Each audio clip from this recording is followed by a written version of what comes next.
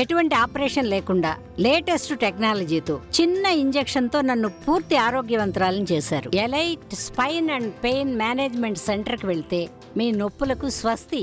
తర్వాత ఓకే, ఆ టాకీస్ అదైతే ఉందో థియేటర్, అక్కడ షూటింగ్ స్పాట్స్ లో మీకు ఎలా అనిపించింది? లైక్ తను షేర్ చేశారు తన ఎక్స్పీరియన్స్. నాకు థియేటర్ కాదు కదండి, నేను చంద్రపల్లి అనే ఒక ఊర్లో షూటింగ్ చేస్తాను. సో అంటే మేము మా సెట్లో లిటరలీ అంటే నేను వన్స్ కాస్ట్యూమ్ వేసుకుని ఆ రోజు ఆ లొకేషన్కి వెళ్ళిన తర్వాత అంటే కత్ని మర్చిపోయాను. అదే మనం హైదరాబాద్లో ఉంటాం, మనం యాక్టరు ఇవన్నీ పక్కన పెట్టి వాళ్ళతోటే తిరగటం, వాళ్ళతోటే ఉండటం, అంటే ఎక్కడో ఐ ఫెల్ట్ దర్ నేను ఉన్నాను అక్కడ. మనసుకు బాగా అనిపించింది. ఓకే, ఇంకేమున్నాయండి అప్కమింగ్ ప్రాజెక్ట్స్? ఇప్పుడు దీని తర్వాత పీపుల్స్ మీడియాలో ఇంకో సినిమా రిలీజ్ అవుతుందండి, నరుడు బతుకున్నట్టు అని. వెరీ సూన్ అనౌన్స్ చేస్తారు. అది కాకుండా మొన్న 3 days అవుతుంది యాక్చువల్లీ అమెరికా నుంచి వచ్చి. అమెరికాలో ఒక ఇంగ్లీష్ కమ్ తెలుగు సినిమా ఒకటి, ఇంకొక స్ట్రైట్ తెలుగు సినిమా ఒకటి ఫినిష్ చేసుకుని వచ్చాను.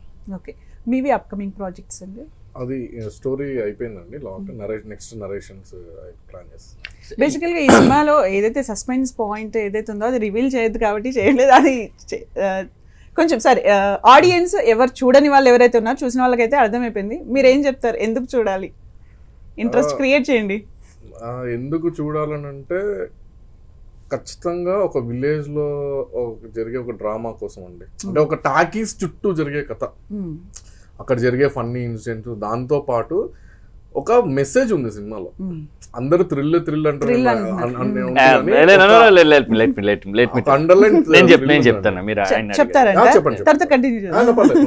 బేసికల్లీ కర్మ ఇస్ కోట్ అని చూసారా? మా సినిమా మొత్తం రన్ అయ్యేది దాని మీద అండి. అంటే మనం ఏదైతే చేస్తామో మనకి తిరిగి వస్తుంది అంటారు కదా. ఎంటైర్ మా ఫిల్మ్ ఆర్క్ మీరు చూస్తే వాడు చేసిన దానికే వాడికి ఇలా జరిగింది. ఆ పదం వాడచ్చు లేకపోతే కర్మ ఇస్ అంటారు కదా. మా ఎంటైర్ ఫిల్మ్ దాని మీద రన్ అవుతుంది. అంటే జనరలీ అందరు హీరో ఏం చేసినా గానీ దే గెట్ అవే కదా సినిమాలో. వాళ్ళు మంచి వాళ్ళు అయిపోతారు, మంచి పనులు చేస్తూ మంచిగా ఎండ్ అయిపోయి మంచిగా ఉంటారు. మా సినిమాలో ఎవరు విన్ అయితే వాళ్ళే హీరో. మా సినిమాలో అదే ఉండదు. తప్పు చేసావా దానికి మెయిన్ హీరో కర్మ, అంతే. కర్మ గ్రీడ్, మనిషిలో ఒక స్వార్థం ఉంటుంది చూడండి. మీ క్యారెక్టర్ ఏదో పూరిజనర్ గారు సినిమాలో అన్నట్టు మీ క్యారెక్టర్ మీరున్నప్పుడు తప్ప ఎవరికి తెలియదు అండి ప్రపంచం. ఆ లోపల అది చాలా మంది బయటకి తెలియదు. మీదేంటో మీరు అలా బాలు గాని వాడంటే వాడొక్కడే తెలుసు, వాడు ఏంటనేది వానికి తప్ప ఎవరికి తెలియదు. ఇప్పుడు సినిమా చూస్తున్న వాళ్ళు తప్ప. మనిషిలో ఉండే ఒక చిన్న చీకటి కోణం అండి, గ్రే ఏరియా అంటారు కదా. దాని మీద ఇప్పుడు అందరు థ్రిల్లర్ లేదా ఏదో రొమాంటిక్స్ అది సీన్స్ ఉన్నాయి అది అని అంటున్నారు, కానీ కనెక్ట్ అయిన వాళ్ళు చాలా అద్భుతంగా కనెక్ట్ అవుతున్నారు ఆ పాయింట్ కి. నాకు నిన్న కూడా ఎవరో మెసేజ్ చేస్తారు, అసలు మనిషిలో ఉన్న గ్రీడ్ని ఇంత బాగా చూపిస్తావు అనుకోలేదన్నా. నాకు చాలా హ్యాపీ అనిపించింది. సినిమా చూసే పర్స్పెక్టివ్ ఆ యాంగిల్ లో చూసిన వాళ్ళు మాత్రం చాలా థ్రిల్ ఫీల్ అవుతున్నారు. అది నాకు ఇంకా కరెక్ట్ గా వన్ వర్డ్ లో చెప్పాలంటే ఆఫ్రికన్ ప్రోవర్బ్ ఒకటి ఉంటుంది, యాక్స్ ఫర్గెట్స్ ట్రీ రిమెంబర్స్. మాకు కొంచెం ఎక్స్ప్లెయిన్ చేయండి.